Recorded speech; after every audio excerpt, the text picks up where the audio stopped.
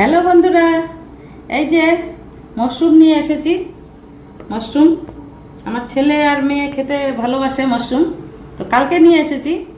তো দেখো কেমন হলুদ হলুদ হয়ে গেছে একদিনেই। অতিরিক্ত গরম না, গরমের জন্য এরকম হয়ে গেছে, কিন্তু ভালো আছে। এখন আমি ধুয়ে নিয়েছি, তো এগুলোকে কাটবো এখন। তো মাশরুম খেতে ভালোবাসে, কিন্তু আমার চ্যানেলে কিন্তু মাশরুমের একটা দেওয়া আছে, মাশরুম কালিয়া। তো তোমরা দেখে নিতে পারো চ্যানেলে মাশরুম কালিয়া। আর আজকে বানাবো আলু মটর দিয়ে মাশরুম, মশলা মাশরুম। তো চ্যানেলটা ভিডিওটা যদি দেখতে চাও তাহলে কমেন্ট করে জানাবে, তাহলে আমি ইয়েতে দিয়ে দিব, রেসিপি চ্যানেলে। আর মাশরুম কালিয়াটা দেওয়াই আছে, দেখতে পারো। তো এই আজকে এখন রান্না করবো এটা। এগুলো পড়েছিল, ওরা খেতে ভালোবাসে, ওই জন্য নিয়ে এসেছি। আর তোমরা কে কে খাও মাশরুম, কিভাবে খাও একটু কমেন্ট করে জানাবে, তোমরা কিভাবে রান্না করো।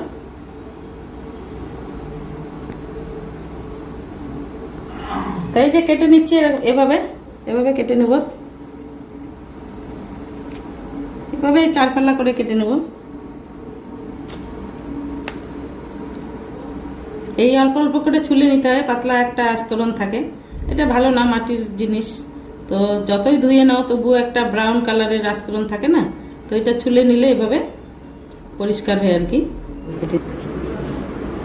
তো বন্ধুরা, এই যে এগুলো কেটে নিলাম, এভাবে এভাবে চার টুকরো করে কেটে নিলাম। তো এখন রান্না করব, কাটা হয়ে গেছে।